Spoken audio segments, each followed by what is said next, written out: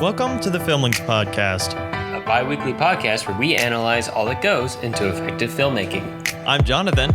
And I'm Alex. And this is episode 113, Music and Manipulation. And joining us today is guest Jason Harden. Welcome. Hey, it's good to be back once again. Pretty early this time. Yeah, we switch it up a bit, take you out of the cold of winter and Halloween and bring you into the summer sun.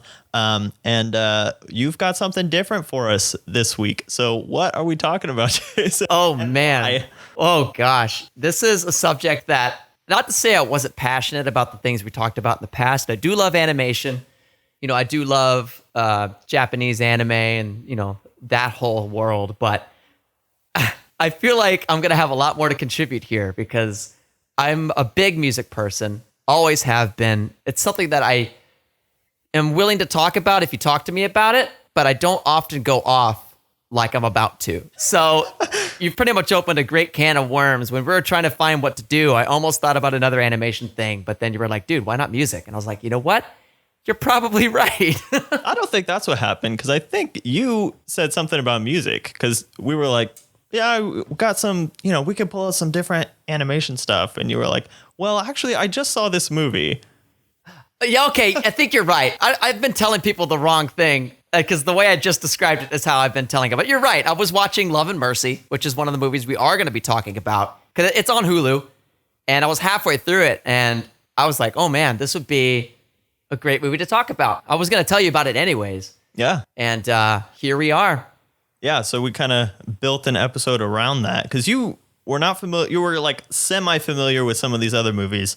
So let's just get into that. What's the first movie that we're talking about? So the first movie we're going to be talking about is the Tina Turner biopic. I think it's the only one that's ever been made about her. It's called What's Love Got to Do with It? Obviously based off of her, or titled off of her pretty much big hit song that came out in like the mid 80s.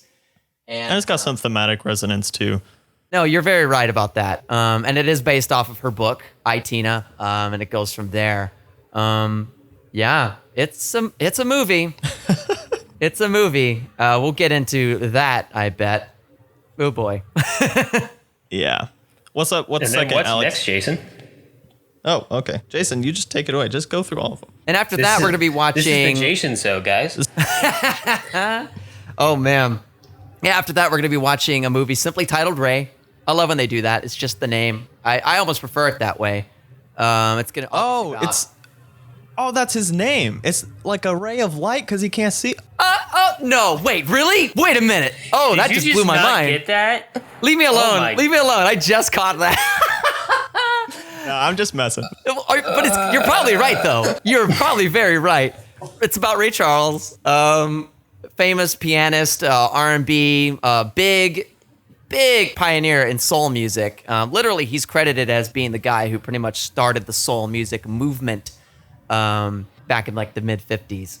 So this movie, well, Jamie Foxx won Best Actor, understandably so. He went above and beyond for this. He sings in it. Pretty sure he plays piano. I think you had mentioned that, Alex. He does play the piano in this. Am I right? Mm-hmm. He does. He learned to play it specifically for this movie. That's insane. I mean, I wanted to believe that was what's going on, but I had no clue. That's actually really, really cool. I know he also glued his eyes shut for the entire production of the movie, which is also insane. Man. Oh, yeah. So... yeah, that'll go into, I think part of this discussion is going to turn to, which we kind of always come back to when we come to biopics, but they're also kind of star vehicles for the actors to portray a real person and a person whose life is so, almost larger than life, right. as paradoxical as that sounds. There's a mythos there. Yeah. And so if these guys can carry that role, then, you know, not only do they get a big kudos for representing an amazing artist, but, you know, that's Oscar bait too. Yeah. In a lot of ways. Jamie Foxx is his win on this movie is the first time that a black actor won a Oscar since the last time we covered Sidney Poitier in like the 60s for Lilies of the Field. I didn't know that. Oh, wow. That's a pretty big gap from the 60s to 2004. That's kind of telling. Yep. It's a very relevant gap. Anyway, continue, Jason. You're very right about that, dude. Holy cow. It also was nominated for, actually won Best Sound Mixing, and then for nominations, Best Picture, Best Directing, Best Editing, Best Costume Design, all of which I agree with. They could have won for all of those things. I have a contention with the directing, but anyway, continue. True, Yeah, true facts, there's and some certain technical things. nitpicking to do. But yeah, also we should just throw out there that What's Love Got to Do with It was nominated for Best Actress and Best Actor for Angela Bassett and Lawrence Fishburne. Both are very good. Both are very good. I mean, the movie itself, It's an didn't intense necessarily movie. like, but the acting is what definitely kept me interested. It kept me going. The actoring. The actor The acting. verbs. It sounds like a much more aggressive verb form of acting. Like you can refer to like the set completed production as the acting, but when you're at work doing you're the doing acting, it. you're not acting. You're like, I'm busy actoring. Get out of my way. Actoring. I'm gonna coin that. Yeah, someone failed in the conjugation department when coming up with that word. It was Yeah, me. That I was the one that who was a failed. missed opportunity. Anyway, continue.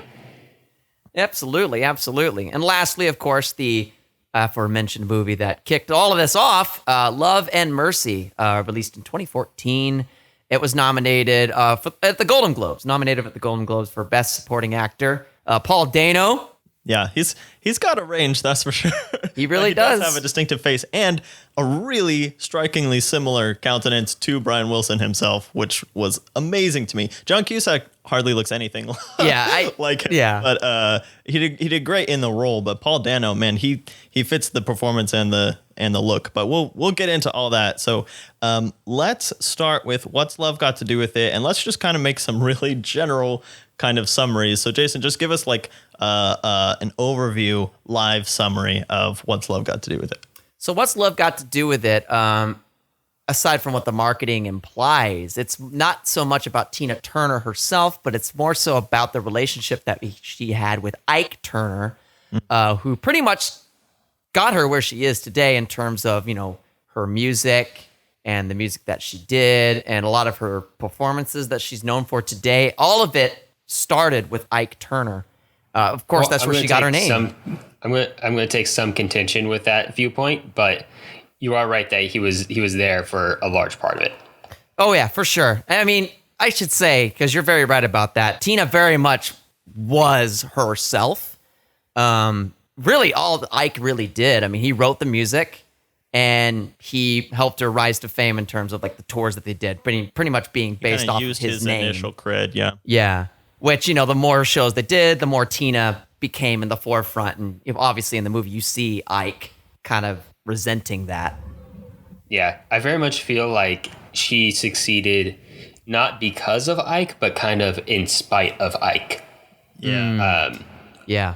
Yeah, I feel like definitely past one of the even at the very earliest points of the film, it felt like he wanted to take her, control her, and use her to his own ends, which he very much does do. But then that's when she becomes more popular just because of who she is and learns to break free of it. But this is like a masterclass in gaslighting and Stockholm syndroming, which is terrifying. Yeah.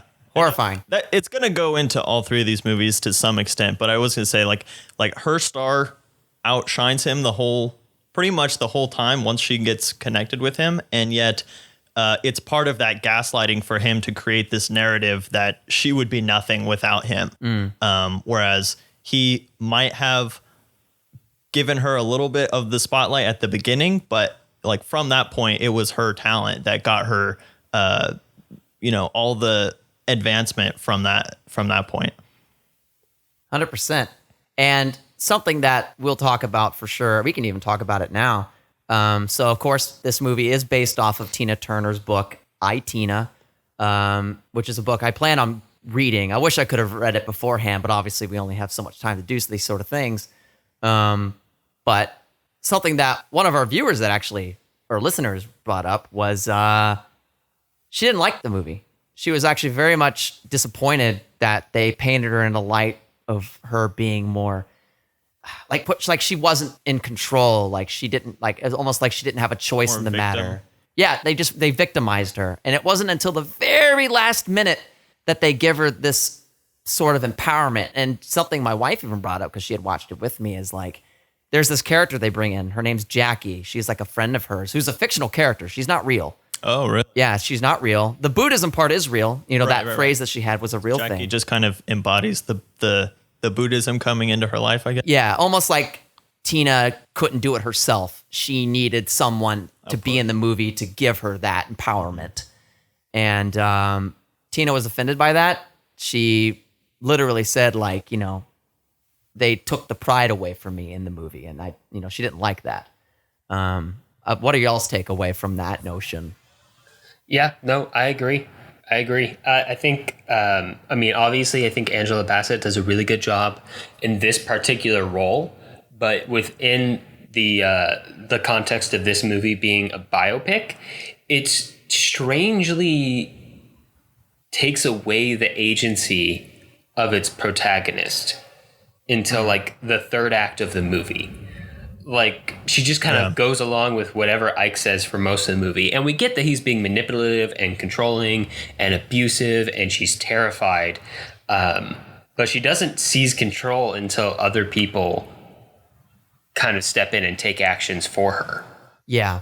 And that's the problem. That's the thing I had a problem with, was that very thing. And also, too, just I get that they wanted you to really be disgusted with Ike and the abuse that he was bringing upon Tina. But the scenes, particularly I don't know. The fish tank scene? Yeah. Yeah, I'll just say that. You know what I'm talking about. Just call it the fish tank scene.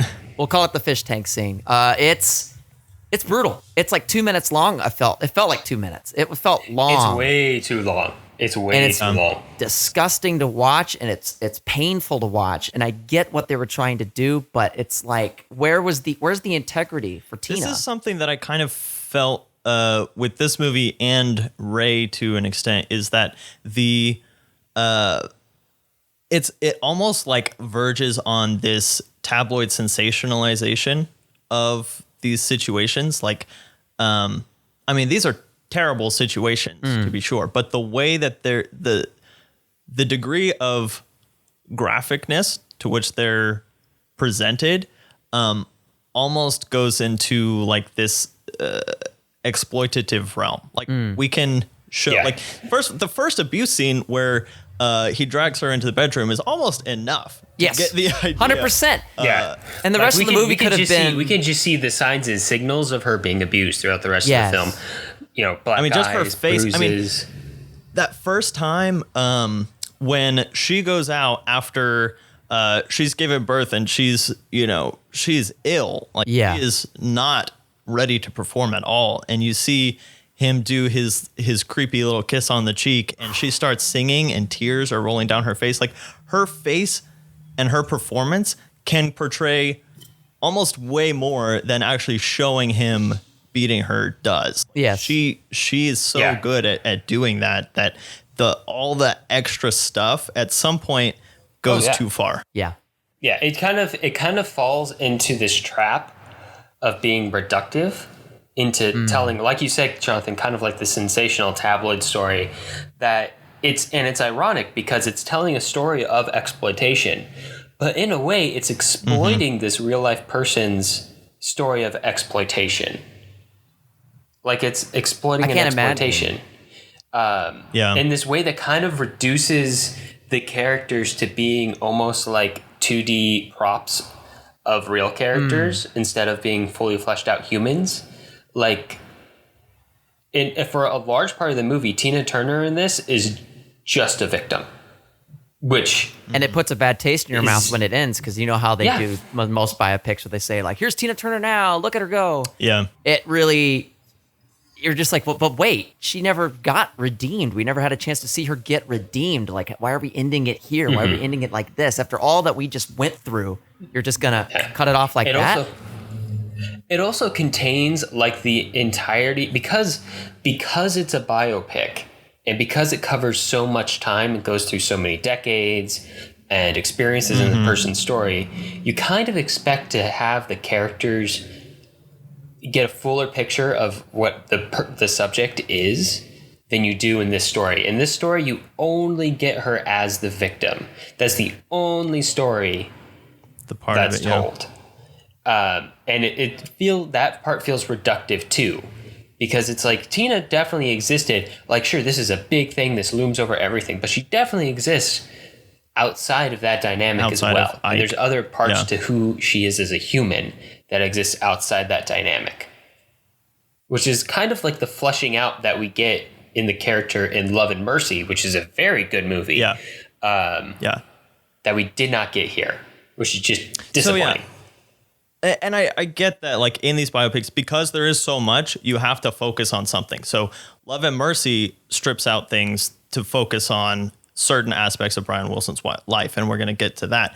So I kind of understand that, like, the point of this movie is her relationship with Ike.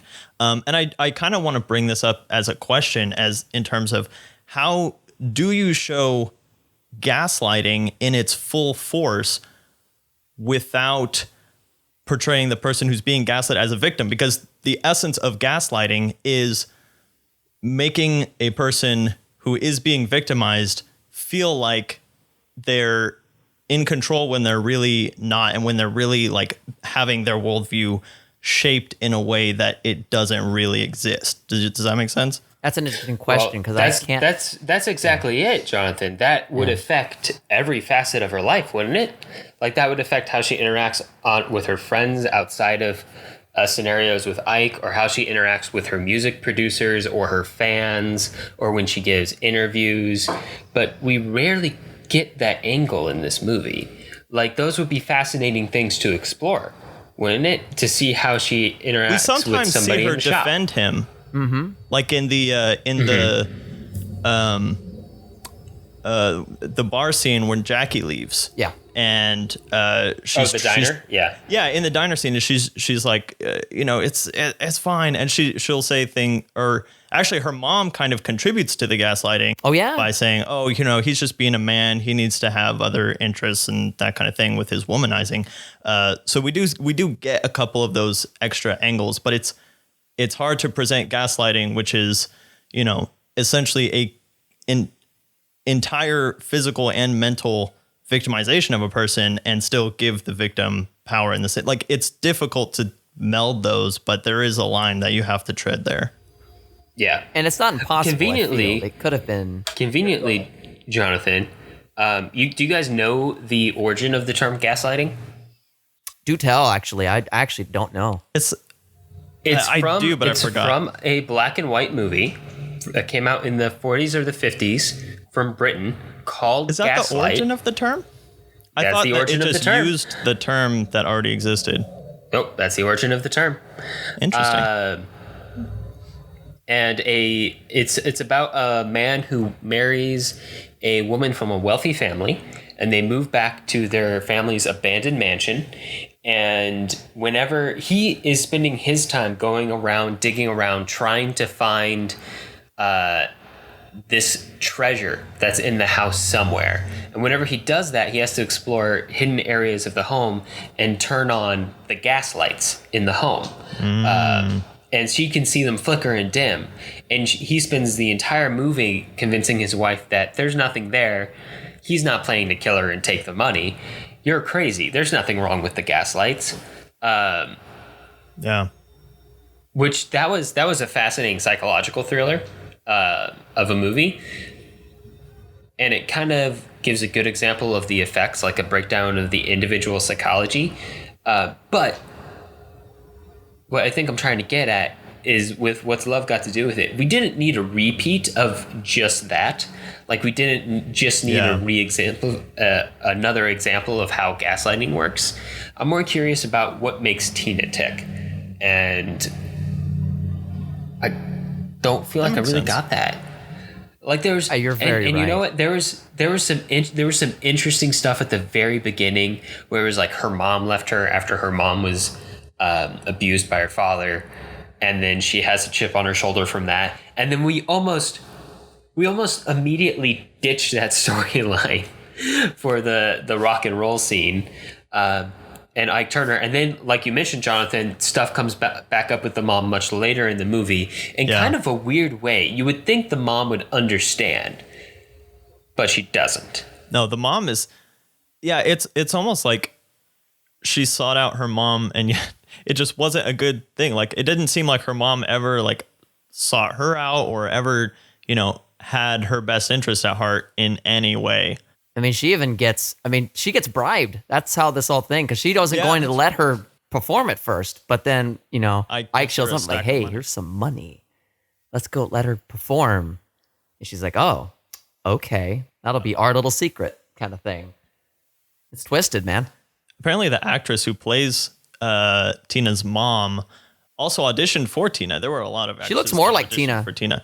And she's only 1 year older than Angela Bassett. Yeah, yeah. I just think she gets to play the mom.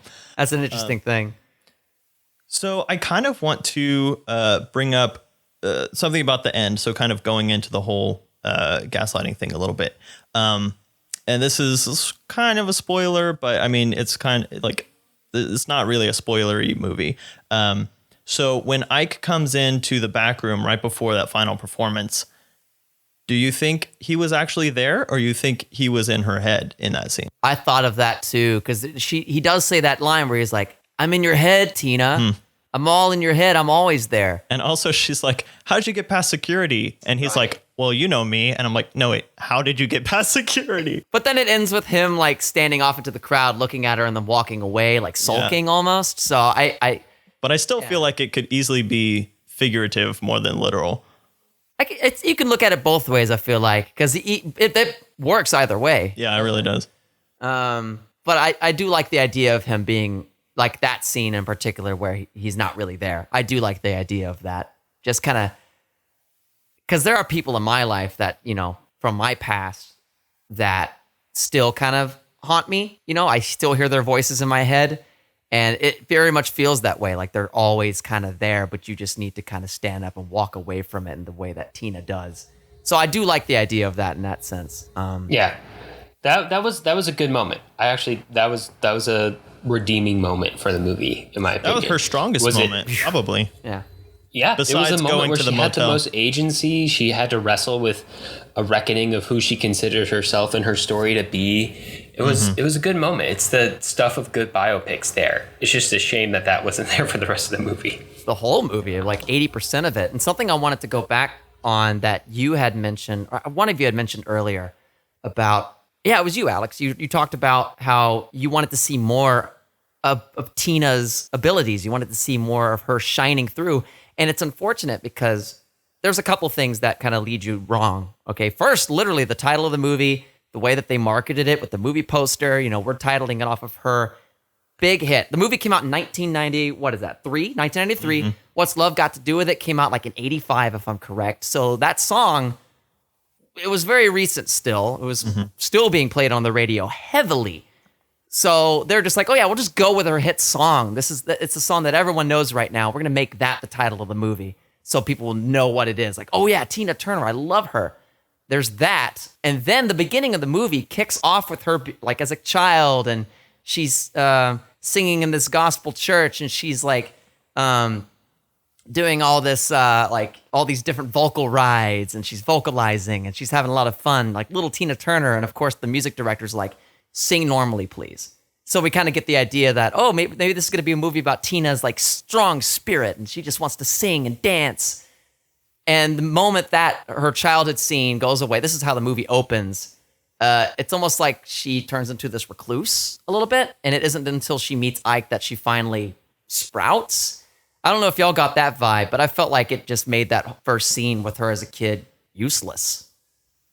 That's a good point. I mean, going back to the title, though, I think that it didn't bother me too much because the title of the song, "What's Love Got to Do with It," kind of implies the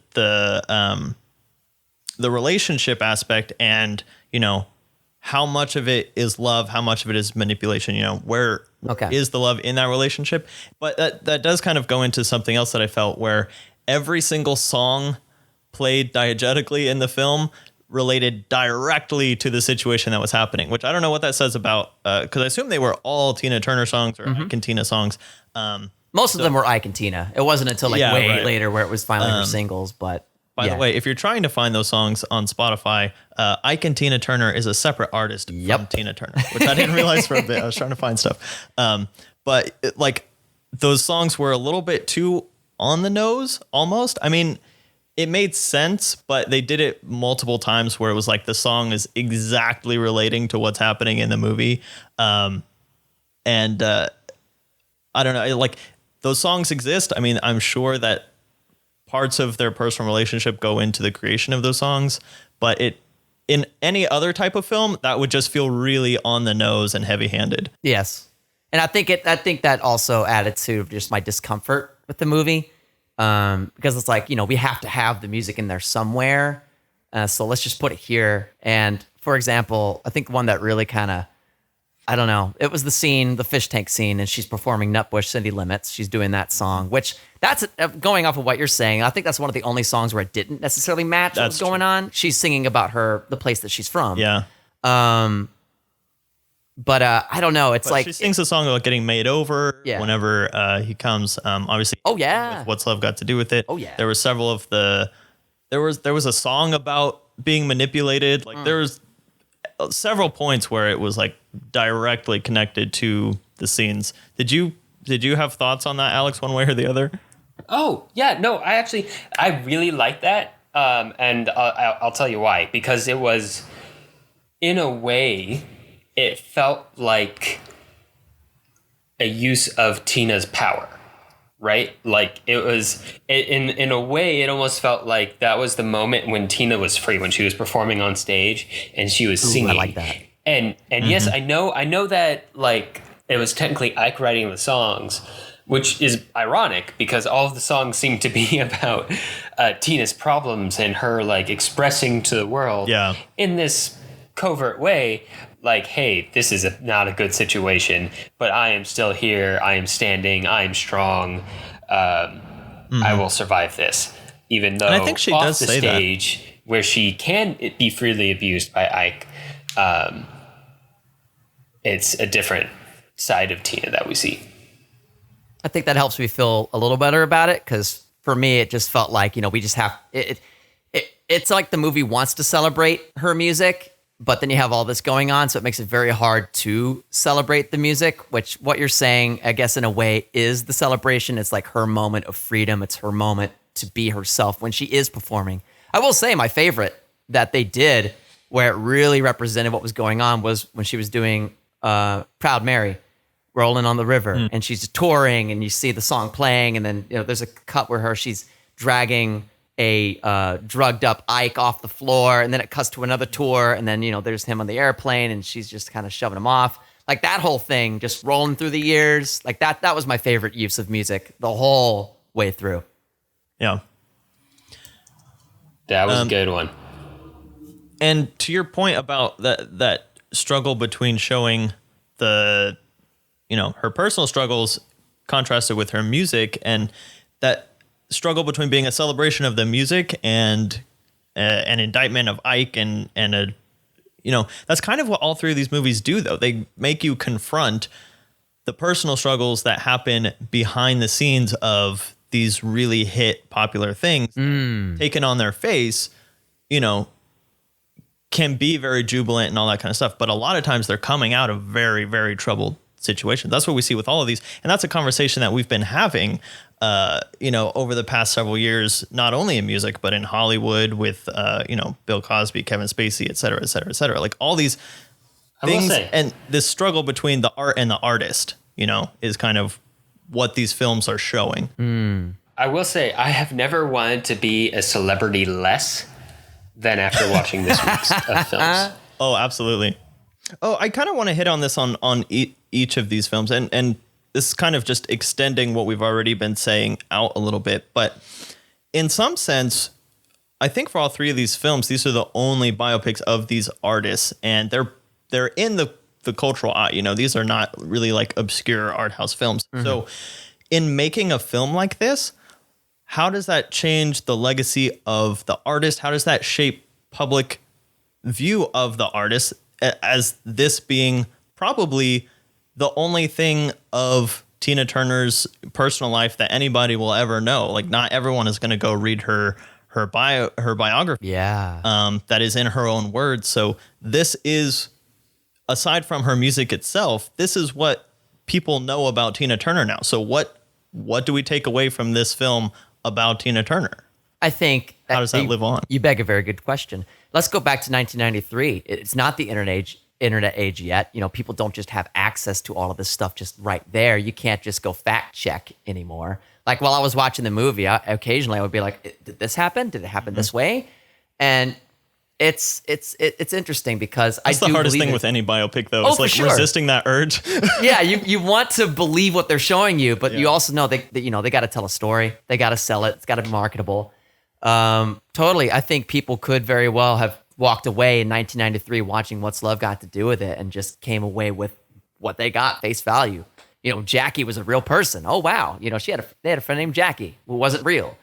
I feel like the biggest thing that Jackie did was take in Tina Turner and her whole family at the end. Oh, yeah. Which now I'm like, well, where did they go? How did that happen?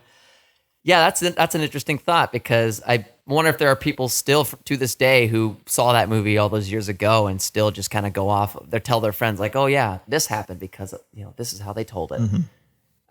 Yeah, that's interesting. All right, y'all. Do you want to move on to Ray from 2004?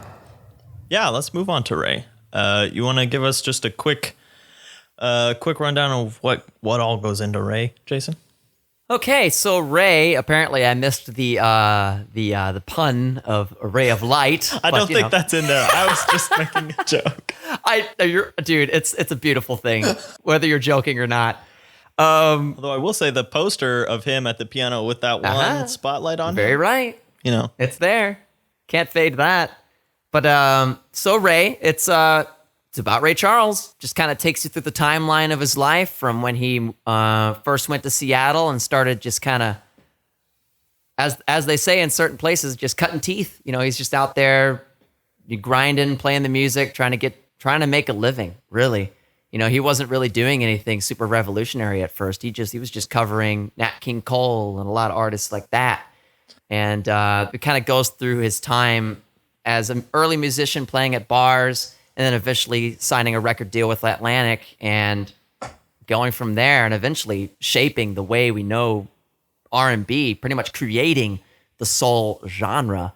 And of course, we also learn about his vices, of course, his multiple affairs, and the big one being his addiction to, I believe it was meth in specific. I think it was heroin. Heroin? There you go. Okay. Pretty sure it was heroin. So, yeah, you don't shoot up meth. True facts. He was True facts. shooting up the whole time. Yeah, and I think this one kind of, so this has a lot of areas where it verges on, in the depictions on the excessive and almost the cliche, which I think we kind of got to just jump into because so again, it almost sensationalizes the affair and the narcotics and stuff like that to a certain extent. But also in this one, it's interesting because a thing that I think we all picked up to some extent is that his blindness gives way for them to kind of turn his hearing into like this superpower, like to the point where he's hearing the hummingbird out the window of a crowded diner. And I know Alex had similar thoughts that I did on like how overblown it was like this some thing Daredevil was. stuff. Yes. Except Daredevil was like dunked in some radioactive material in the same accident that he lost his hearing in. So that's the same he thing as actually glaucoma, legitimately has a superpower. Ray Charles is just blind. And there's nothing wrong with that, but it is a long-standing ableist assumption to assume that having a disability in some way gives you a superpower. And it's done here, but also think about like Van Gogh. We're like, oh, it sucks that he was so depressed and bipolar and had all these mental troubles, but look at the art it created. But when really we should be thinking, not unlike we just talked about in What's Love Got to Do with It, that they often succeed not because of their disabilities, but in spite of their disabilities. And that's going to show you what kind of people they are. He's blind, but he can still get around in the world. He can still do his thing. He can still get around, but also he doesn't have some magical superpower that makes him do it. And assuming that he does actually takes away from his talent and skill that he's put into working and learning and even overcoming the fact that he is blind. It's a way of like mythologizing a person and in fact kind of reducing and dehumanizing them into something other than an actual person. Yeah. And I think, I mean, not to say that this film completely sanctifies Ray or anything to any extent, but and there is truth to an extent to the fact that, you know, blind people typically have more affinity towards music and things that they, you know, accept through auditory means. But yeah, the way that it was portrayed in this film, where he's walking around his little cabin and he can hear every single little thing, and the CGI hummingbird and all that, was just like, it was really like big. And especially like that, because that's not the focus of the film. Like, the focus of the film, again, is not necessarily the music. We follow the music as kind of our driver through his life.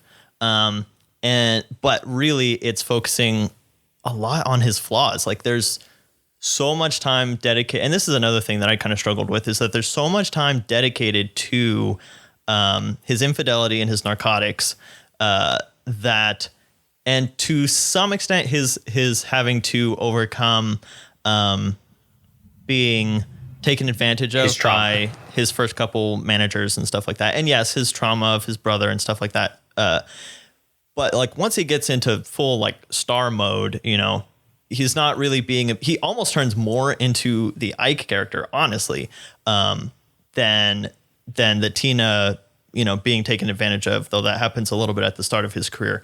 And yet the part that makes all of that feel disjointed for me is the fact that they end on the civil rights issue, which is the smallest portion of the entire movie. Barely talked about. Yeah, and there's only a couple moments where they talk about it.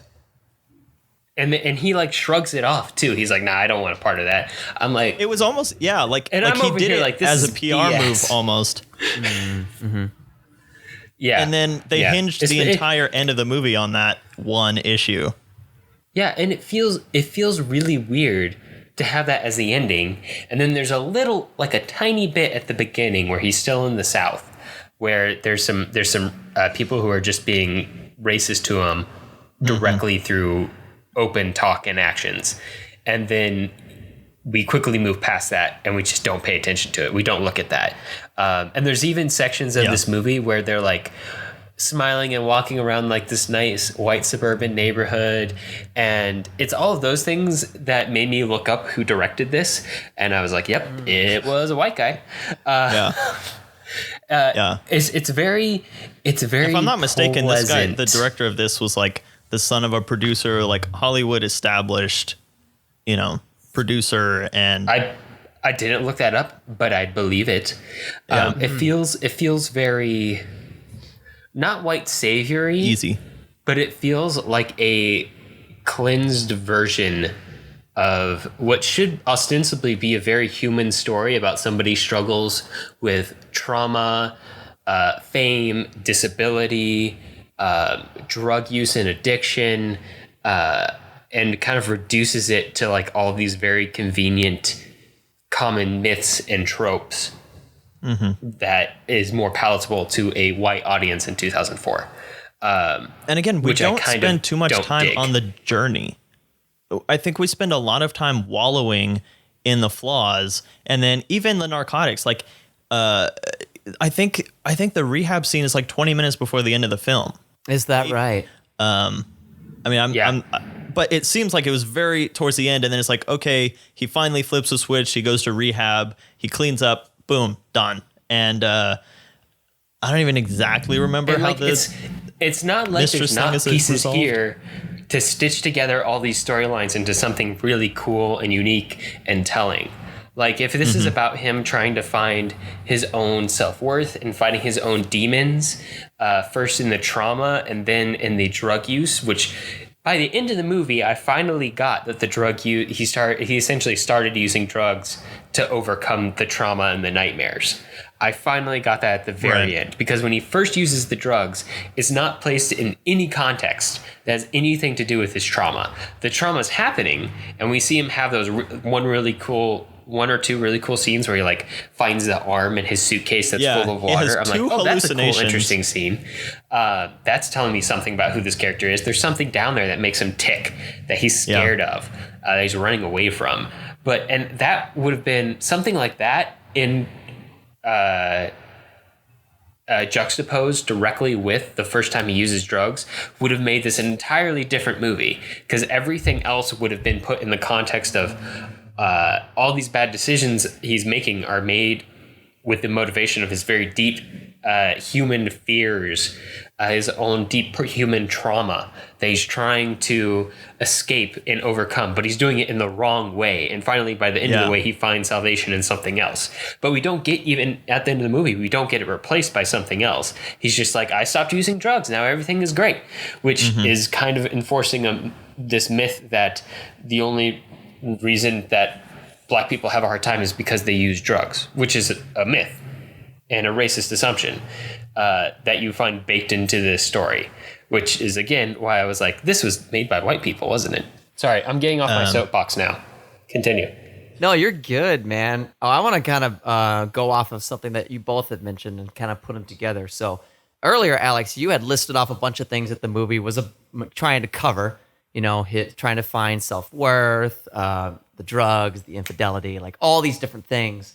And I had a problem with how the movie was paced. And yeah, this connects to what you were saying about how that last bit of the movie is focusing on the drugs, right? So the whole movie, we're just kind of go, go, go, go, go. All these different things are happening. He's doing all these different things, good and bad. Here's all the music. And then we're gonna slow down finally. We're gonna focus on the drug thing here, like, right? So it's just like, pick a lane. It felt like, pick a lane. Like, what are we wanting to talk about here? Obviously, this is what you wanted the movie to be focused on, because that's what it ends on. And then, of course, it wraps it all up with the civil rights thing, which is just kind of an afterthought anyways, So that was my problem. Was it just, what do you want this to be about? There's a lot about Ray Charles that we can pick on. We can make a bunch of different movies if we wanted to. What could this have been about? And I want to hear y'all's thoughts about that. What could we have focused on? Yeah, and it goes back to the way that like, I think we're going to see this a lot in Love and Mercy, because this is what Love and Mercy does really well, is it picks, it has those two different time periods in his life, but it picks two parts of them. Like, it's not delving too much into all of the aspects of Brian Wilson, of which there are many. But we're trying to hit like all of these things about Ray that could be their own movies, and trying to put them all together in a way that just doesn't ever feel fluid. They all feel like separate things. We've got like we were talking about his trauma with his brother, which comes up a little bit at the beginning. He has two hallucinations, and it doesn't come up until the very end, when he's in rehab. And then we've got the drugs, which kind of start at that point, and then they just become their own issue, which again doesn't get resolved till the very end. It's just kind of like a constant thing. And then we've got his infidelity, which, the impetus behind the infidelity, we get like one line about how when he's on the road, he's alone in the dark. And that's one of his biggest fears, is to be alone and in the dark. And so that's why he has to always have another woman with him. And he won't take his wife because she knows about his drug use, and she's going to, criticize him about that. And so there are like little glimpses of why he has all these problems, but we spend so much time just watching him have problems that we don't really ever get a complete sense of sympathy or a complete sense of closure to any of them, I feel like. Yeah. So the two things that you need to make all the middle stuff not feel sensational, which is what it ends up feeling like. And I want to hear your thoughts, Alex, but I kind of want to go off of that real quick. There's a scene in specific that bothered me, and I think I saw it bothered you too, Alex. I don't know if you had mentioned it, but it's the scene where he's with his other woman, and she's like, "I'm pregnant, Ray," and he's like, trying to, you know what I'm talking about? Oh gosh! And while this is happening, he's working on a song. It's a big hit song, "Hit the Road, Jack," that whole song. And so then after their argument, she's like, you know what? Our relationship, strictly business. He's like, all right, let's work on this song. And she starts singing the lyrics of the song in tears. And then it cuts they're yelling to them. at each other, and then he Yeah. just starts singing, and then it cuts to the concert. It's and you're like, so what? awkward, and like this, there's your sensationalism right there. It's like we're trying to have this moment, and then it's like, here's a hit song. Yeah, it doesn't resolve anything. And also, it was a style that they hadn't done at all throughout the entire brand movie. new, It was yeah. like a semi-musical style, and they hadn't done that at all. And they brought it up at like the hour and a half mark. And it was just random and At disjointed. a climactic moment, yeah. Yeah. And going off of what you said, Jonathan, it is actually, it's a very common pitfall that a lot of biopics fall into, where they're just like have like a checklist of things they have to include about this person's life, and they're just checking the boxes, just they're not stitching them together into like a bigger story, or like making those tensions. It's almost like just a sampling of the person's life, just check, but not really moving them or arranging them to tell anything greater or give you a greater character portrait of who this person is. And you're right, this movie definitely falls into that pitfall very directly. I don't have a better idea by the end of it of who Ray Charles really is. I have a good sense of a lot of the things that happened to him, but I don't exactly know who he is. Other than that mantra that his mother told him, that you have to stand on your own 2 feet because nobody's going to help you, which I'm going to put out here. It's a little too Ayn Randian for me. And That's I don't one of the like things that message. Yeah, that's one of the things that I wanted to kind of bring up is the use of the flashbacks and the use of the mom, and specifically the use of the fourth wall break. Because especially like that message that she says at the beginning and also at the very end, where it's like, don't let anyone make you a cripple. You're the only person who can make you a cripple if you think you're a cripple. And that idea, and you've got to stand up for yourself. And then we don't really see him do that or like grow into that even. It sounds great and it makes sense. Like, okay, he's blind. He's got to find a way to make people who might think of him as disabled or lesser, like like the fact that he's black as well at the time period. He's got to make people respect him for who he is. But then we just see him constantly giving himself over to the drugs and the women and stuff like that, and just never actually standing up for himself until kind of the very end. And then even like the civil rights thing, like you said, Alex, it just felt like a shrug off. Like it wasn't really him taking a stand. It was him kind of doing what basically felt like the most common sense thing to do at that particular moment. Yeah. And I mean, just the idea that you can get that the best way to go through life is with help from nobody is just silly and stupid. I mean, and not helpful at all. Like one of the reasons he falls into all these pitfalls is because he feels alone in the dark. Yeah. And that's like what he's afraid of, and that's like what his mom was telling him to do. It's like the movie's arguing with itself. Oh wow, yeah, and that's it a good way thinks to it's put it. making a cohesive statement. Yeah, I mean, if they had even made his actual wife, Kerry Washington's character, like she could have been really interesting. Like her element to it is very interesting because she tries to be supportive and she sees him failing and she wants to help. She wants to go on the road with him, and he keeps pushing her away. And yet that is still a background element because most of the time we see him on the road, and obviously that tension is a big part of it. But yeah, none of it ever felt like it landed in a way that made sense with all the rest of the movie. Yeah, which is disappointing. Yeah, her character feels very wasted. Yeah. I mean, even in the scene where she, it mentions that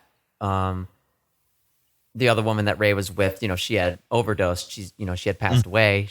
Ray gets a phone call, and then it reveals like, oh yeah, she knew the whole time. Yeah, she knows every detail about every detail, and so they couldn't go over that a little bit. They couldn't let that tension be a thing. They just kind of brush over that too. There's so many things that just get lost to what they're trying to do. Too many things. Trying to do too many things. So in light of all of that, let's again kind of talk about, what legacy is left of Ray Charles based on this movie. If this movie is the only thing that people know about him, he died the same year that this came out. I didn't get a chance to see if he ever saw the film or had any comments about it.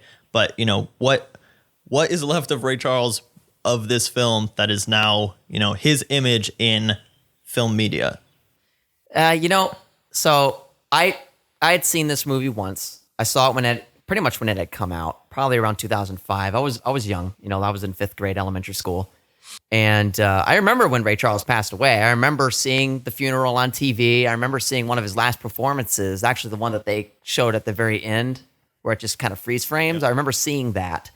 So I remember watching the movie, and everything that I know about Ray Charles really attributes to this movie. Like a lot of my knowledge about that time period and like that music that he did was because of this movie. So again, that goes back to what I said about the 93 thing, where it's like, I didn't know any better. I was just going off of what the movie was saying. This is my only understanding of Ray Charles. I probably could have looked it up. We were in the middle of the birth of the internet age still. We were still going through those motions. But like, I didn't think about it. I was just like, this is a movie. This is about his life. I believe it. And again, even things that I've just discovered even recently about certain things, like that wasn't entirely true. And there's no written biography in his own words that I know of. Yeah, that's a good point too, is it? At least not that this film is based on. Yeah. So this is kind of it, and how. Yeah, I would be very curious to hear, if we had the chance, what his reaction to it was. Mm-hmm. Because like we saw with What's Love Got to Do with It, Tina Turner was not that big of a fan. And maybe Ray Charles would be a fan of this. He would have to listen to the audio description version of it. And maybe that's a different experience. Actually. But, I don't know. I don't necessarily love the legacy that this leaves, because it gives the impression that he only succeeded because he was blind. Therefore, he had hearing superpowers, and that he almost destroyed his life with drugs.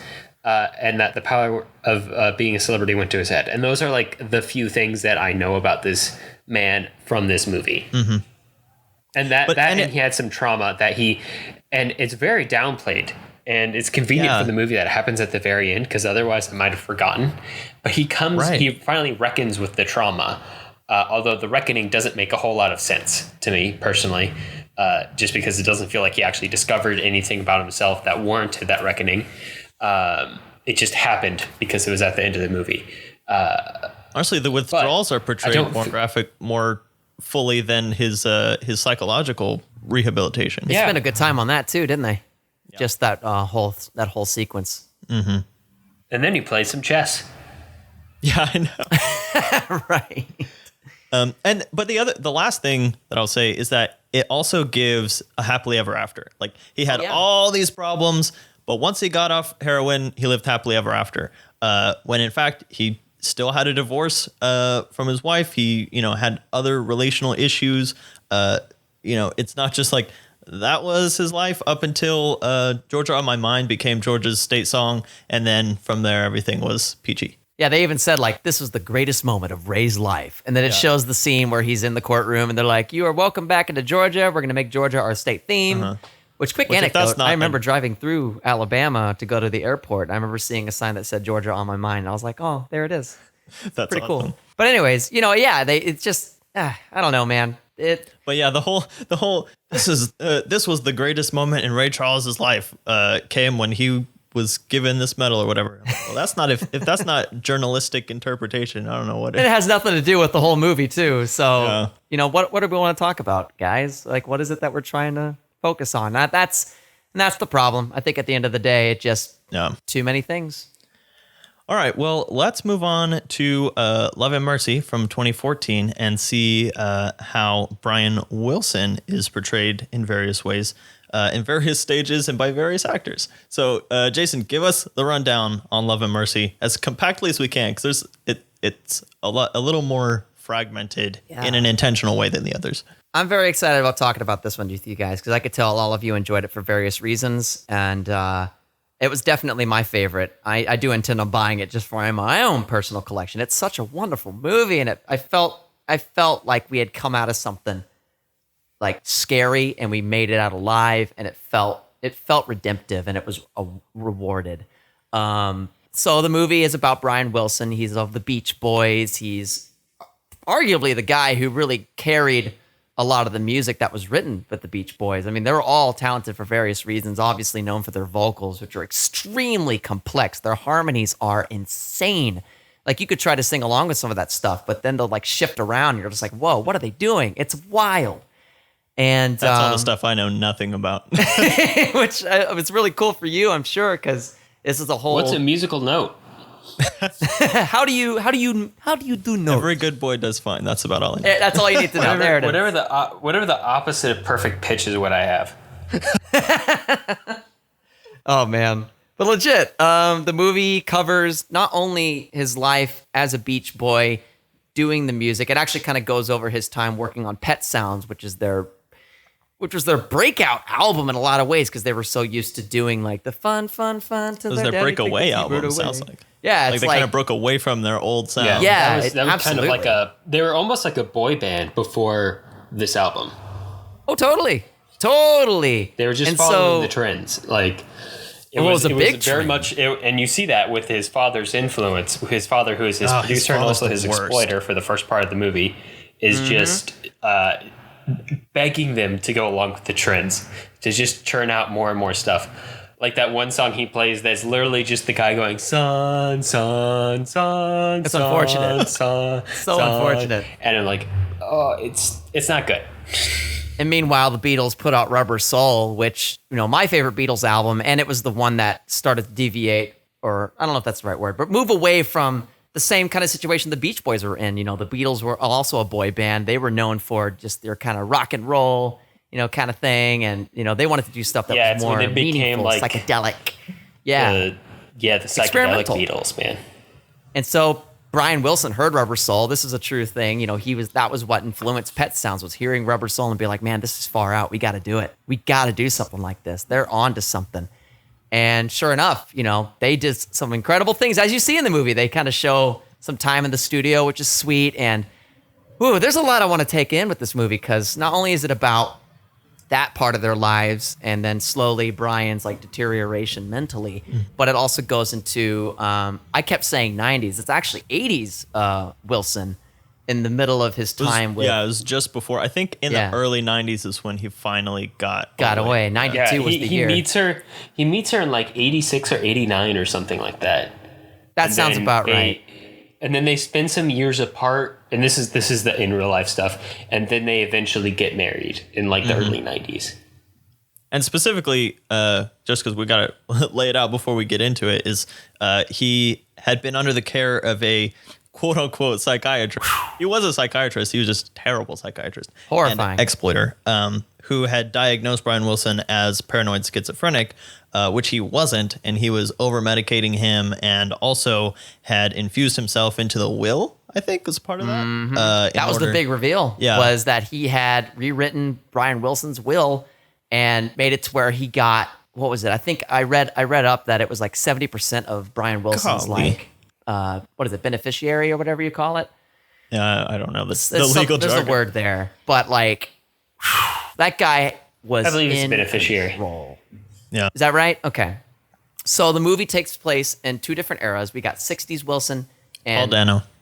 Paul Dano. Yeah, so played by two different actors, both good in their own ways. Or Paul Dano punchable playing Brian young Wilson. and John Cusack, who plays the older, pretty much torn apart Brian Wilson. And we cut between those two different eras through some very creative editing and use of music. Well, that's the other thing, is the way that they cut between the two eras is probably the most subtle form of time displacement that I've ever seen in a film, because it took me a little bit to actually figure out that they were jumping time, because you have like a color change, like we saw in Ray. It was like every time they went back, like the saturation was punched to 200, and in the present, quote unquote present world, it was all kind of like muted, kind of metallic colors. And in this one, it's all like graded the same. There's no like there's nothing flashy that tells you that it's in the past or it's in the present. It's strictly context cues and Yes. And that kind of thing. Very much context. I was talking to my wife. You can about it also just yesterday. listen to like the way they talk and know it's the 60s. Yeah. Oh, yeah, for sure. Well, I mean, it's there. There's just cultural nothing cues. visually or technically to indicate it. Yeah, it's cultural cues. It's stuff that you see on the set, and a lot of the stuff in when they cut to 80s Wilson, it's white. It's all sanitized. So you kind of go off of what you're seeing and what you know about the You're different right, cultures. Jason. It is pretty white. Oh god. Oh my god! It is. It just is a very white movie, but that's not It's the a point very of this white movie. So we're continuing on. I think it's also kind of important that they don't make those distinctions because of the way that they cut the climax, which I definitely want to get into. Ooh, yeah. We'll save that So good. for later. So you had seen half of this movie before, like already falling in love with I'd it seen and this movie wanting before. to. And Alex, you had seen this, but for Jason, what was it that hooked you even before you got halfway through the movie that made you want to like already start preaching it and making this whole episode? I'm getting goosebumps even just thinking about how I'm going to answer this because it was a mixture of things. For one, it was the portrayal of 60s Wilson, getting to be in the studio with him and watching him just make music. It inspired me. I was like, dude, I want to do that. And just watching him going around, he's getting his orchestra together. He's like, all right, you guys do this thing and you do this thing. It's like, oh, that's good. Try it this way. It like the way Paul Dano presents him, right? The orchestra scenes are my favorite part of this whole movie. There's so much fun. Isn't it incredible? And just watching him do his thing, man, it was a blast. And it was the closest thing to being a fly on the wall that I was ever going to be, to seeing them make Because- pet sounds. In those and skipping in those past scenes, the 2 hours of they're him. fun. Right. Yeah, they're fun. They're creative, and mostly they show him being him, but with a lot of agency. So it's an incredibly human experience that shows us a lot of like who Brian Wilson is. We can see like he's weird. He bounces from thing to thing to thing, but also he's very personable. People like him. They like listening to his stuff. He's creative. He can come up with stuff that's good. He has an idea of what he wants, but he doesn't know how to get there. We're seeing a lot of what makes him tick in those scenes. We're seeing the character at his best and like his peak performance, as contrasted to in the future Brian, the 80s Brian, the character at his lowest, which is inherently encompassing like the full spectrum of what this character or human or person can be in one movie, which is a really good way to do a character study.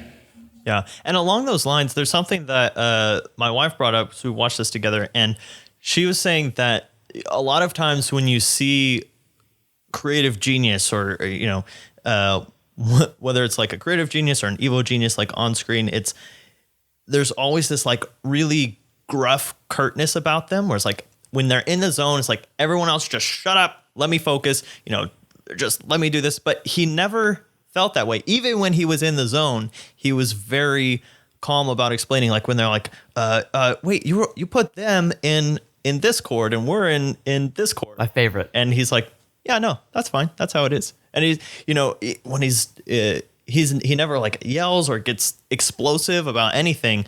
And so that's almost just refreshing just to see him work that way. Yeah. Because you can tell It's nice to he's have thinking the on idea a different presented level. that being great doesn't mean being an asshole. There you go. There you go, man. Yeah, that's one of the favorite things, and I could list off a bunch of different things. But the other thing is seeing John Cusack portray a torn down, broken down Wilson, and Giamatti kills Oh my it as God. Landy. You believe it, and you feel disgusted. You hate him, and you get the sense of how manipulative he is. He even tries to manipulate the girlfriend Oh yeah. in a lot of ways. It's insane. So I'll be honest. When I watched this movie this time for this episode, having already seen it, I skipped past a lot of the Landy scenes just because it's so gross watching him. It hurts, doesn't it? He's so upsetting to watch. The burger scene. The burger scene is because that's when you realize, like before it's like, okay, he's a little overbearing, he's got some quirks about him, but you know, he's the doctor, you got, you know, whatever. But the moment he tells him off for eating the freaking burger and then kisses him on the cheek, you're just like, oh, this guy is off his rocker. Like this guy, and yeah, like, it makes you wonder, like, this guy's controlling. environment. Yeah. This guy is And- getting off on having power over this other guy it's because so he can't disgusting. control him. Yeah, it's bad. And It's something real that's bad. even creepier about it is, like, I did look into Wilson's work in the 80s because I was curious about it. And you see Landy's name in the songwriting credits, and I hate seeing it. Yes, Love and Mercy, the song that Brian Wilson did, which it was a big hit. That was like a huge thing for him. It's got Landy's name on it, and it's a beautiful song, but it also puts a bad taste in your mouth. Yeah. You're just like, he was working on this. He's not even a songwriter, Yeah. but he was on it, and it's disgusting, man. Messed up. It's probably, from what I read, Upsetting. it's so upsetting, and the movie captures that.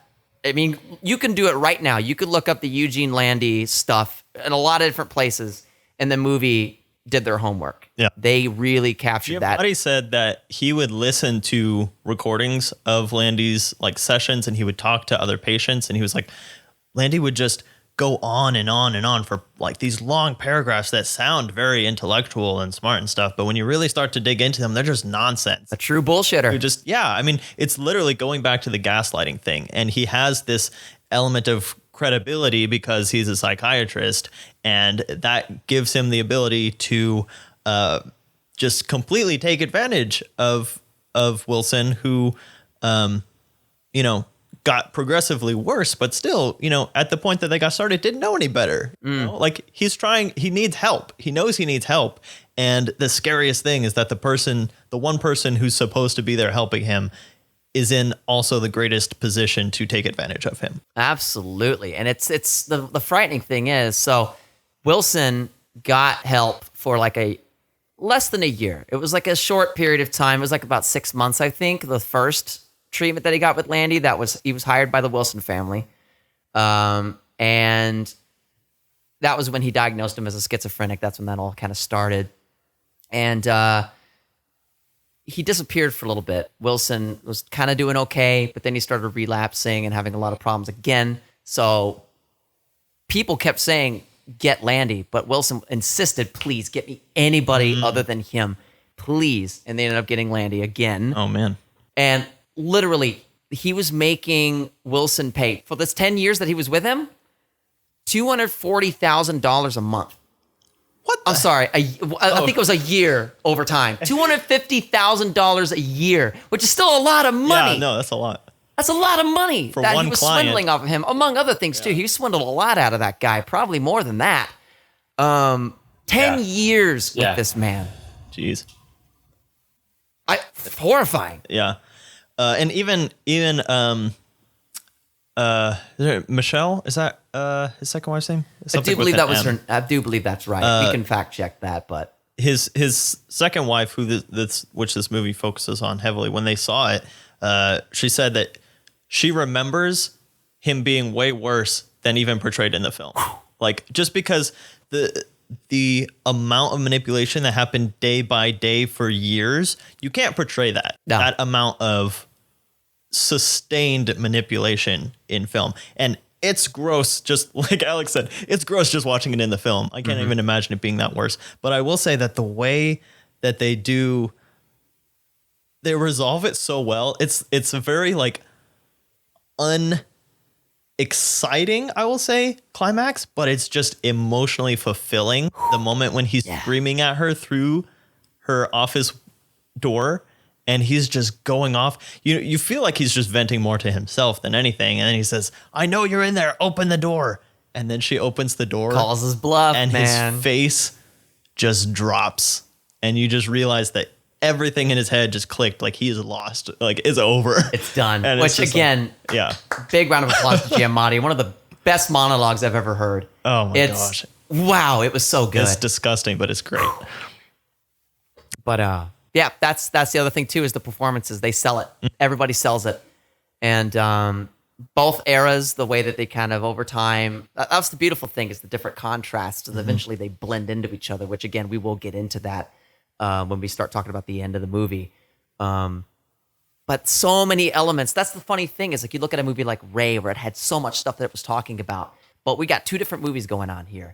We have one movie which is about Brian Wilson's, I guess you could say, genius. Peak, really. His peak, his heyday, and slowly deteriorating. It just kind of downslopes. The highest highs and lowest lows. Yeah, and then they cross over each other, and it's so fascinating how they do that. It's so good. And sound design. Sound design's incredible. Yeah. The way that they use, because if you look at the other movies we saw, right, and how they used the music, they kind of just played it flat. Here's the song, you know it. And then with this movie, even like Ray's super hearing, they portray in the film, like the way that they mix the audio for Love and Mercy, where you just kind of get inside of Brian Wilson's head and you can hear all the different the way things. That they play with the masters, that's the cool thing, is they didn't just play the music that you know, they used the original masters and different instruments and different layers of the music and just made something new with it. It reminded me of what they did. Paul Dano you actually get to see it deconstructed in the film, which is amazing. At the same time that you're seeing Brian Wilson construct himself in both timelines, actually, because at the first timeline he's constructing himself and his musical persona after being in a boy band, which isn't like a low or anything devastating like that. It's just he's constructing something new, and then. In the second timeline, he has been completely deconstructed, as we talked about. Like, he's been broken down, and he's rebuilding himself slowly with the aid of somebody else, with support, which is important.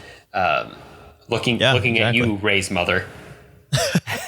Well, and here's the other thing that I really want to bring up about this movie in contrast to the other ones is, whereas the other films, again, sensationalize the flaws of the protagonist, this film almost swings really far the other way, to the extent where the drug use and the abuse are alluded to and never actually shown. Like, we get like one LSD trip and we get just a little bit of the gaslighting from the father, but we never see physical abuse. We never see him taking drugs except for like smoking in the tent, maybe.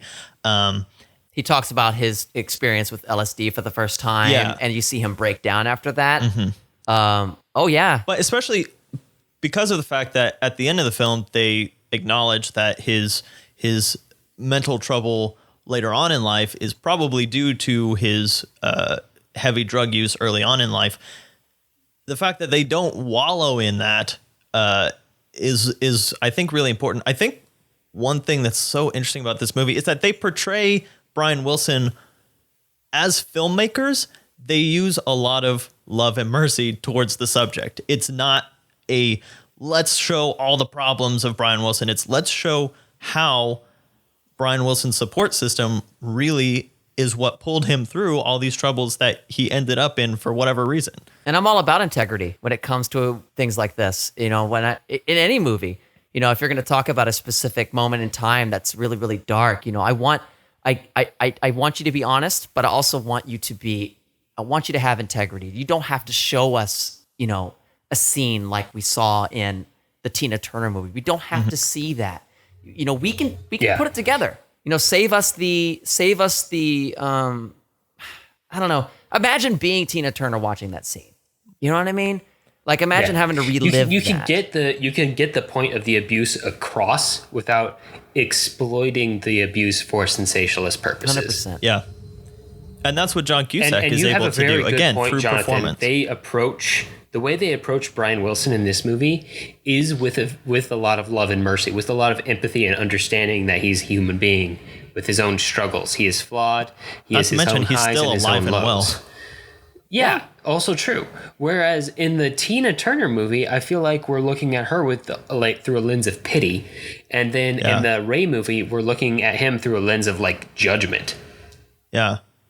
Or again, even, like both Tina Turner and the Ray Charles movie, like you almost feel like you're again, like I mentioned at the top of the episode, like a tabloid journalist going in and finding the most interesting angle that's going to draw in the most viewers, you know, as opposed to actually just taking the time to deconstruct the person on almost more of a literary character level.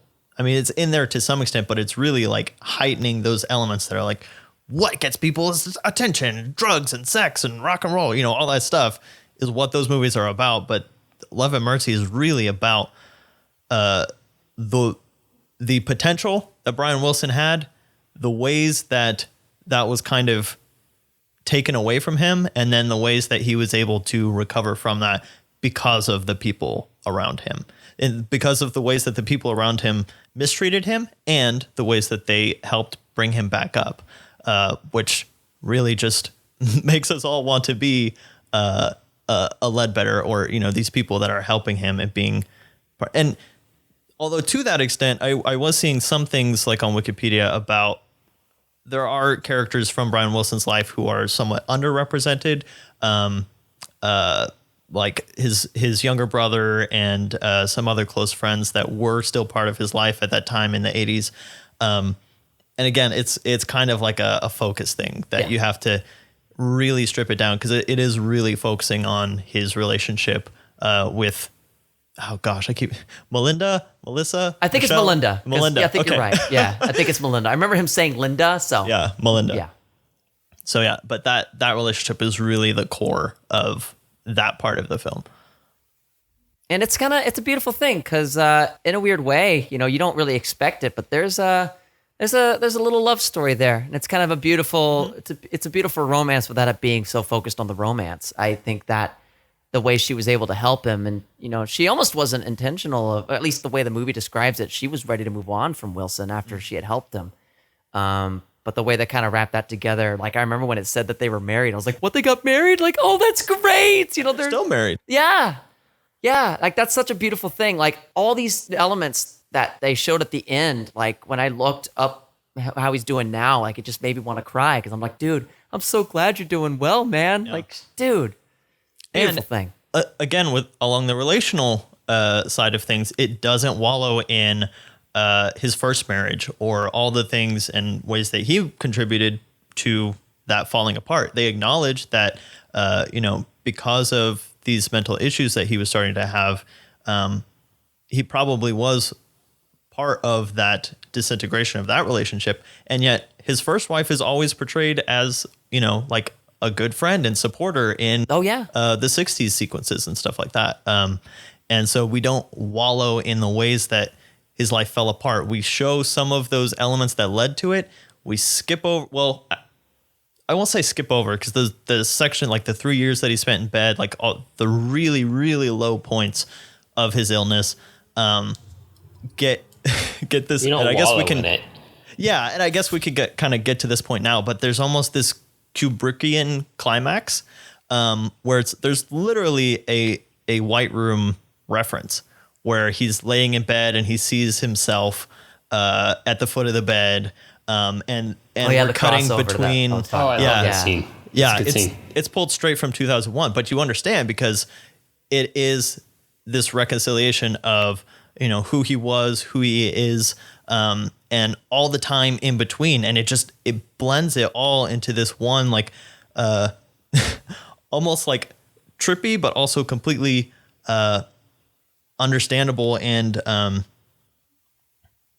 don't know, the way that sequence plays off, it's hard to describe, but meaningful. It feels so fluid, and it makes sense in the context of where the film is at that point.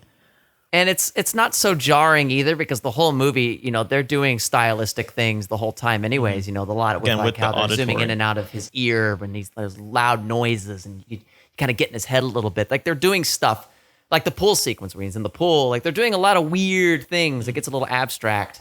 So when it does get to the sequence, it's just amazing how they were able to get you to kind of flow into that. And it's still jarring, but you're not taken out of the movie either. You still believe what's going on, and you get what's happening, and you just watch it. It's captivating, man. It's captivating. One of the things that the sequence does do is it almost conflates. It parallels Landy coming in and saying, "I'm here. I'm going to take care of you, Brian." Starting that gaslighting process, starting that, like, he's there to be the protector, the healer, and then kind of intercutting that with Melinda, who's actually there to be his helper in this at this time to get him out of that. But you almost see like, okay, I could totally see how he would fall for this with Landy as he sits on the edge of the bed. He's like, I'm here for you. I'm going to help you. And it's a complete lie. Yeah. And so it's almost like at that point, you almost see like how much of a struggle it must be to trust anybody after you've been betrayed that way. Absolutely. And you want to talk about the dead end sequence? oh yeah. I love the dead end. It's pretty much the way the movie ends, right? It's, he's going Almost. to, Or was that right before the bed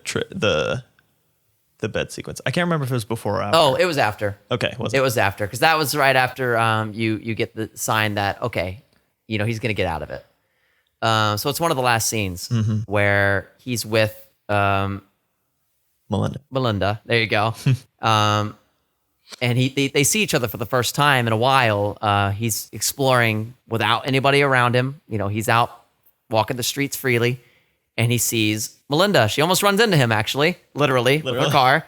And she's like, what the hell are you doing? And she's like, oh, wait, Wilson, hi. And he's like, yeah, hey, can you drive me to my house? And she's like, what? You live all the way in Malibu. He's like, no. Literally just over here around the corner. He's like, okay. So they go drive. I want to show you my childhood. There you go. He actually gives some context there. So they go to find it, and when they do this last turn where the house is supposed to be, and there's a dead end. Literally with the yellow sign that just says end, and it's an empty lot and a highway. Frightening. And so it's kind of just like, not really frightening. That's a weird word. I've been saying that a lot, but it does stop you in your tracks. Man. You can only go forwards. Yeah. He gets out of the car and he's just like, I had no idea. He didn't know that they had. Well, yeah, it's kind of it's a resolution. It's almost more of a figurative thing again, where it's like he realizes that trying to redeem, like go back and redeem his past is a dead end. Like he has to just move forward. And Melinda is that moving forward for him, where the past happened. There were some good moments, but there's no point in tracing it back too far because it's just going to end in a dead end. And what a beautiful way to wrap up the story, isn't it? After everything you just went through with the character, not even character, with the guy, with the person, it ends on that note, and then it starts playing Brian Wilson's "Love and Mercy" as performed by Brian Wilson at a live show. It's oh man, choking up. It's just such a beautiful, beautiful story. And on top of that too, it's a weird mix between like a musical biopic and like a horror film. Yeah, there's literally that one sequence with Landy in the recording studio where he just like almost rises out of the shadows in the back, and he's just like, because you think he's not there listening to them like conspiring, trying to find a way to like get this guy served, and then he's actually there. That was the most almost overplayed part of the whole movie, but it was still good. Yeah, it still worked because it could have easily been like a cheesy thing, like, oh, there's this like guy with a stupid haircut just watching him, but you buy it because this guy with the stupid haircut. You almost hate Giamatti just for his hair. But like, yeah, this guy with the stupid haircut, like he's capable of control, and he's got Wilson so like deep into what's going on. He got him believing in him this whole time. Wilson almost gives up. I think he does. Even in that sequence, he's like, "No, I have to keep working with him." But yeah, it does kind of play off like a horror movie, and I liked that too. It was just so. I'm repeating myself at this point. Can y'all carry on? I just love how they put these two things together. It usually wouldn't work in any other movie, but they made it work, especially when they blended the two. It just crazy good. Yeah. So again, I guess let's what does this leave us with of Brian Wilson? Well, and there's a couple things I could say. Firstly, I don't think a lot of people knew about Eugene Landy. I didn't. It wasn't until I saw that this movie had come out. That's not the stuff that gets published. I think, and that was Landy's idea, was to keep Brian Wilson out of the spotlight as much as possible, and then he'll just sit on his money after he dies. Control, separate, isolate. I mean, everyone thought that Wilson was just textbook manipulation, a druggie, and that's why he was disappearing. Like, that's all people knew, and that's how it was for the longest time. And I almost wonder. I probably got a lot of press at the time whenever the lawsuit started going on, and I imagine that was the thing. But then it kind of moved on. You know, he kind of the Beach Boys and he doesn't Brian seem Wilson like the fizzled person away. who would want to be in the spotlight too much anymore, aside from his music and the bits that he's still doing as far as his career. Right. And well, I think the movie helped bring him back into the light a little bit and give him that chance to be the Beach Boy that he once was again. Not even just that, but be Brian Wilson again. And he did see it, and he has appreciated the film, especially Paul Dano's performance. Melinda saw it with him. She, again, like little things like it wasn't dark enough as far as Landy's part was concerned, but I think that they both have an appreciation for the film. Again, there are a couple people in Brian's life who felt like they weren't in it quite enough. Yeah. But this is not one that has like there's no like risk of really libel or slander in the film, and I think the film is careful to do that because again of the approach it takes to the subject. Absolutely. Integrity. I will say though, funny anecdote. So Eugene Landy's son was like, they portrayed my father a little too harsh, okay? And that's the one where I'm just going like, oh, boo-hoo. Yeah. Oh, boo-hoo. Apparently it wasn't harsh enough, according to Brian Wilson's wife. So yeah, you don't get a lot to say at that point. So, I guess at the end of the day, Love and Mercy paints Brian Wilson in a light that, he definitely went through this, but he's also, he came out of it on top. He still struggles. I'm pretty sure he does still struggle with things, but that kind of leave you with that. He's still human. But you also feel like he's in good hands now. Absolutely. And he's doing well. He's still out there doing music. He's still performing. He does things with the Beach Boys every now and then. I mean, they leave you with that. And so it not only kind of educates you on what he went through for those who don't know, right? Like myself.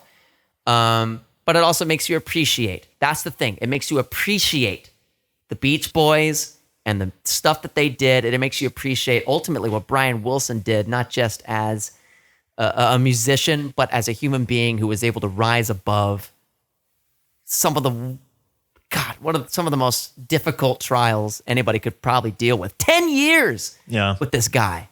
Amazing story. And I wish Brian Wilson and his wife well. Like, much love to them. God bless.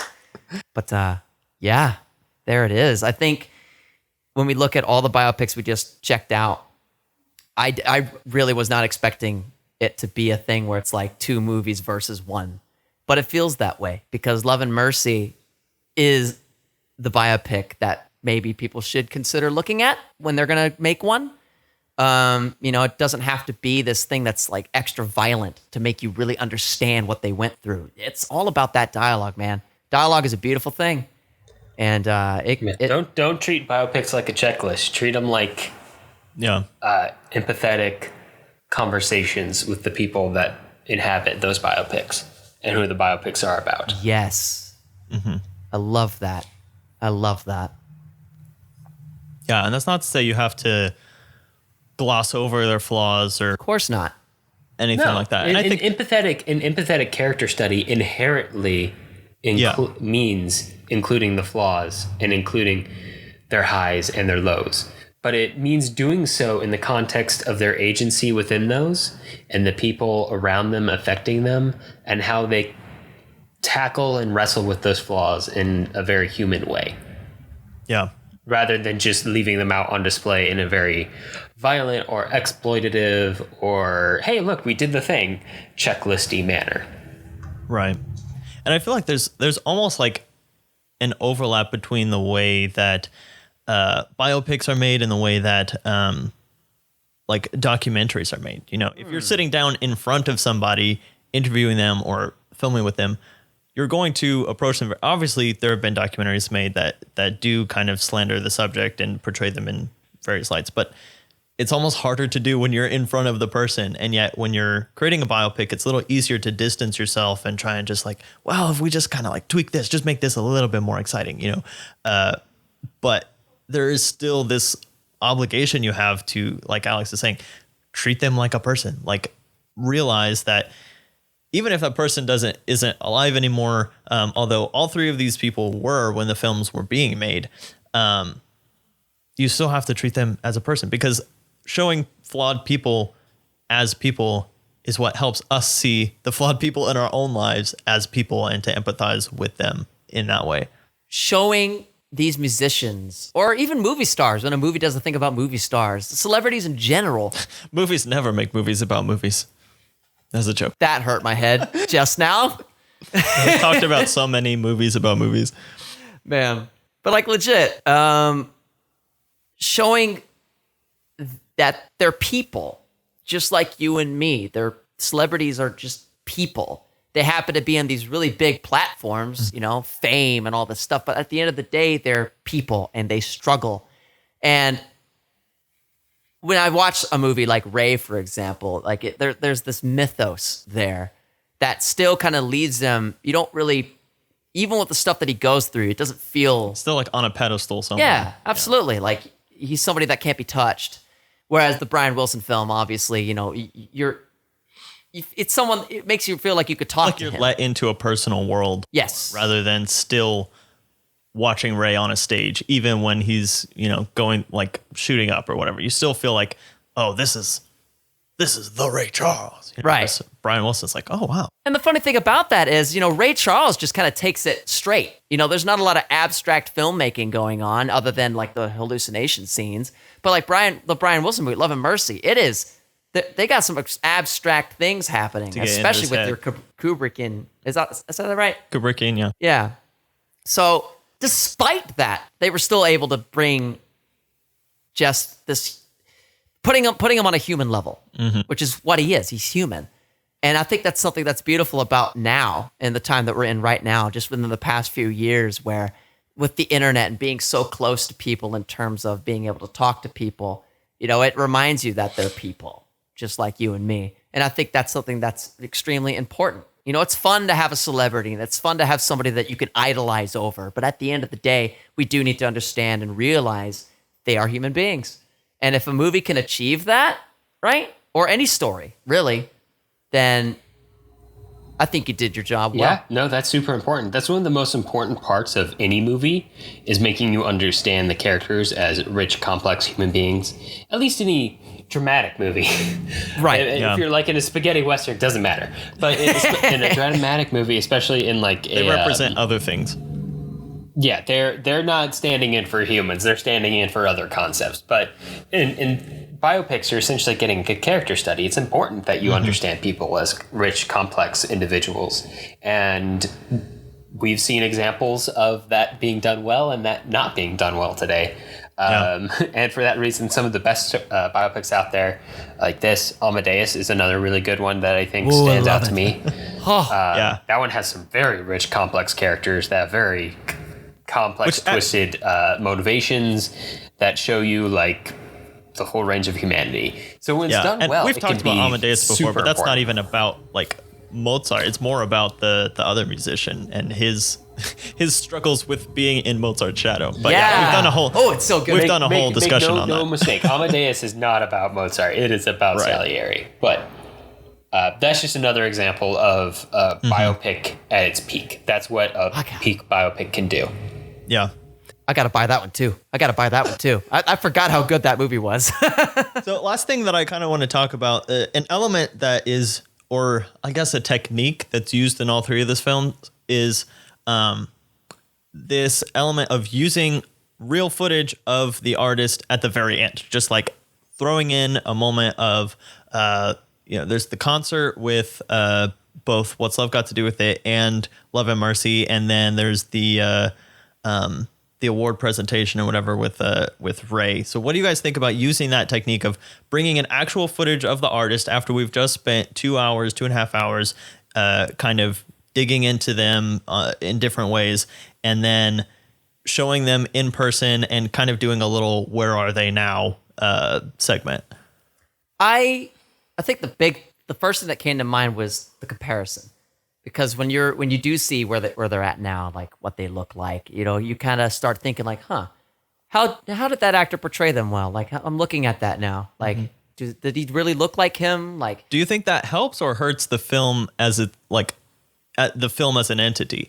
oh, well, I think it depends on how well they did, right? I think with Tina. Yeah, no, you have a good point, Jason. It matters whether or not you want those questions answered. Yeah, right. There you go. That's very true. If you're as an It implies audience an are amount of waiting at the end of confidence a in movie your to know portrayal. what happened to this person, then yeah, of course, put those up there. But if you haven't done a good job, then those texts at the end don't make any sense. Like the text at the end of "What's love got to do with it" feels a little gratuitous. Like it's there, cool, but I wasn't really wondering about that over the course of the movie, so that's fine. I'm trying to remember whether or not did Love and Mercy have text at its ending. They did. Yeah, it said It did? that that Landy had misdiagnosed him, and it was really the drug use but it wasn't paranoid schizophrenia that was messing with his head. And then he married Melinda, and she became his manager, et cetera, et cetera. Yeah. Yeah, so that's super important stuff to know because those are central questions Yeah. to the plot of the movie that we But again, wanted that's to what know. we struggled with Ray, is that the civil rights thing is the what they hung the movie on, and we felt like that was not a question that the movie brought up. Nope. They could have made a whole movie about Ray Charles's relationship with segregation and civil rights, and they just didn't. And Tina, it just ends with her record sales. Yeah, like I don't really care how many records she sold. Like that wasn't a central question of who she was as a person or her biopic or her struggles. And wasn't there one you line know. about Ike dying of overdose or something? I think Ike is still alive. Or no, he got Right. arrested for overdose. No, Ike Yeah. is dead. Ike is possession. dead. Oh, is he? Okay. And Yeah, meanwhile, you're right. They did mention that he Tina got arrested Turner for has an like overdose. reconstructed her life, found happiness, and moved to Switzerland. Like she's Yeah. now a Swiss citizen, and all of that happened afterwards. But after this movie came out, but all of that, like the reconstruction of her life, would have been a much better thing. Like she found happiness with this person, or she now raises her kids, or she speaks out about this issue on violence towards women. That all would have been a much better wrapping text than she sold so many billions of records. Like how many records you sell determines your worth as a person. Like, come on. Yeah. Or even as an artist.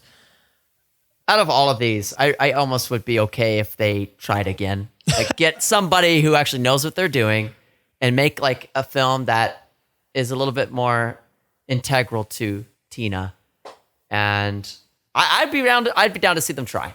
And if they're gonna go over Mike or the Ike and Tina stuff, then go for it. But The other thing let's try to be better. we've seen in just the past 2 or 3 years, several music biopics. I'm thinking of Rocket Man and Bohemian Rhapsody, which I did not see, so I can't speak too specifically to them. But from what I hear, they didn't do a good job of even presenting the historical accuracy. I don't know if we're getting better at music biopics, or, it obviously depends on the filmmaker and stuff like that, but these are things to just keep in mind because music biopics are still alive and well and maybe have not even hit their peak. There's been a lot of music documentaries, but maybe we're moving more into the realm of music biopics as some of the legends of music, get older and become more mythologized. That might be an avenue to rehumanize them, is to show some of these things through recreation and stuff like that. But care has to be taken in how that's done.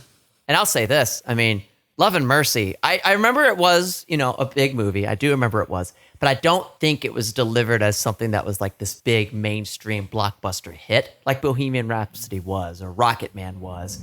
I think Rocket Man. I think it came out of the indie circuit. Absolutely. And that's the thing. Who's helming the movie? That says everything. And Love and Mercy. Yeah, when a lot of times these biopics fall into Oscar bait. Which can drive a movie to be something that it really shouldn't be because they're just focusing on trying to get that Oscar bait. You got to have that scene where the artist is Bohemian breaking Rhapsody. stuff.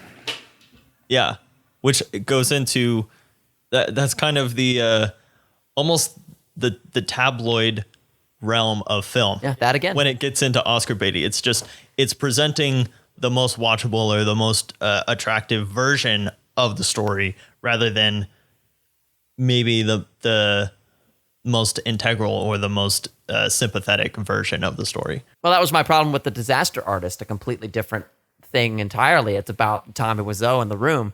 But, you have a lot of great content in the original book written by the guy who worked with Tommy. And they chose to make it a movie about, making it big in Hollywood. Live your dreams. Do what you want to do. That's not what The Disaster Artist was about at all. I mean, yeah, living your dreams was in there, but that wasn't the forefront of the story at all. And so that was going for Oscar bait too. Mm-hmm. That says everything to me. Yeah, that's a topic for a different discussion. But I mean, there are these movies out there, and they, you just have to consider the way that you're doing, because we're talking about real people. Biopics are kind of unique in that in film, they have this niche where they are not showing real people like a documentary, and they're not creating fictional representations of different ideals and stuff like that. You're portraying a person that existed or still exists, and that gives you a certain responsibility that should not be just kind of glossed over. Mm-hmm. Wasted opportunities, an old favorite phrase of mine, right? Every time you come on, Jason. All right. Well, with all that, thank you for this conversation, Jason. It's been really enlightening. Again, I'm not like a huge music person, so this has been really interesting for me to kind of see that side of pop music. Specifically, like, there's a lot of overlap here between like the 60s and the 80s and all of these musicians. You catch that, don't you? Yeah. I mean, yeah, absolutely. And the influences that they leave behind and the legacy that you still see today in fashion. I saw you had commented on like, wow, hipsters really are going off of what they were doing in the 60s. Totally. Yeah, with Mike Love's. Yeah. Oh, yeah, man. So yeah, it really was. I'm glad we could talk about music. I think I'll be the music guy. I'll be the music guy. We'll let animation to somebody else. I'll be the music guy. That's my passion. I love getting to talk about this. Nothing excited me more than seeing you on the way here and on the side of my Spotify bar, seeing you're listening to the Beach Boys instead of a soundtrack. Listen, I'm glad you listen to soundtracks, but seeing the Beach Boys playing on your way here, I'm like, I did it right. It was I a did new something experience. Right.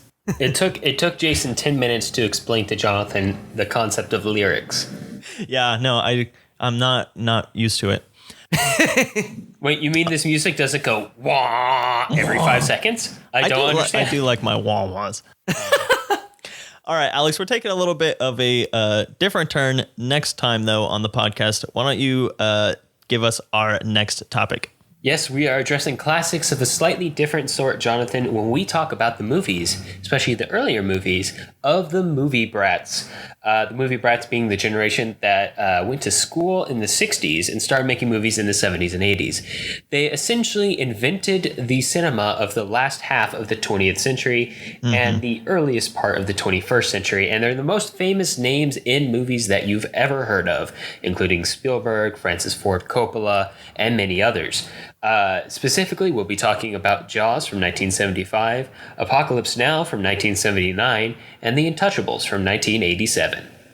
Yeah, it'll basically be a follow-up to our American New Wave episode, because these are tail end of the American New Wave, all the guys that grew up with that new type of cinema and actually studied it and broke it down and then incorporated it into their own work. And that has completely shaped the cinema that we still see today. And we get every wine mom's favorite actor, Kevin Costner. Hey. Kevin Costner in The Untouchables. All right, so yeah, and then we do have a Patreon. So if you would like to support the show, you can do that over on Patreon. You can join our online community through Discord. We're streaming this recording right now live on Discord, so you get to hear our bathroom breaks and other thrilling anecdotes that don't make it into the edited podcast. And we also have a bonus podcast at the $5 tier. And the last thing that we talked about on there was Ida Lupino and the 2 episodes that she was involved with on The Twilight Zone, because I love my Twilight Zone. She starred in one episode called The 16mm Shrine, and she directed an episode called The Masks. So if you enjoyed our episode about Ida Lupino's film career last time on the main show, you can get a little more of that on the bonus podcast. Just real quick, I just wanted to point out we do have somebody listening to the podcast right now who's had some really good commentary for the entirety of this recording. I don't know if you guys have been watching the general chat. Yeah, and we'll be addressing that in the bonus podcast in our listener comment section. But anyway, that is about all the time we have for this episode. If you have movie suggestions for us or just want to reach out, I can be found on Twitter at JSSatchel. And I'm at Alex Geringer. And I'm at the Blue Jay, 1994. And to find links to things that we talked about today, you can view them on the blog at thefilmlings.com. If you like the show, let us know. Leave us a review on iTunes so other people will know what we're all about. We definitely appreciate it. Talk to you next time. All right. Thanks again for joining, Jason. You bet, bud. Peace out, everybody. Hey!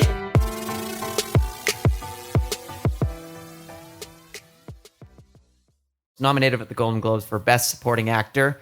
Paul Dano, which I liked what you had said, Alex, about him having a punchable face. Oh, gosh. Because he does play a lot of Terrible. twerps, doesn't he? He plays I so have, many like- twerps. Yeah. And like in real life, like I watched some interviews with him about this movie. He's not nearly as punchable, but there's something about him in a camera that makes him punchable. and I don't know what it is. I mean, the last time I saw him was 12 Years a Slave, and if you remember the character he played. Very, forgot about very that. punchable For some character reason, there. I associate him way too much with Cowboys and Aliens, which is probably says more about me than anything. It's kind of funny, though. You love that movie. I've yet to see Cowboys and it. Aliens, though? Oh, no, he's a huge twerp into Cowboys and Aliens. Yeah, absolutely. And he's in Okja. I think he was like he was one of the animal rights activists in Okja. Paul Dano, everybody. Oh, Everybody's no, he's favorite the super twerp. crazy one, remember? He's like the chief of the animal activists in Okja. And he's like Yeah. He's the main one. That's amazing.